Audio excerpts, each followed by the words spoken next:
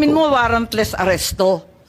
Kasi yung Article 125 ng RPC does not apply kung may warrant. So inaamin mo walang warrant. At the many stages, ma'am, all the many other, Hindi, among make other up your laws. mind, General Torre.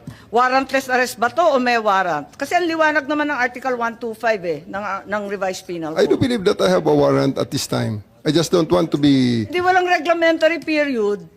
Mamili ka. Kapag warrantless arrest, edi may period. Kapag may warrant, walang period. Just the same, ma'am, I have to deliver Hindi him to the pareho judicial yun, proper kapatid. authority.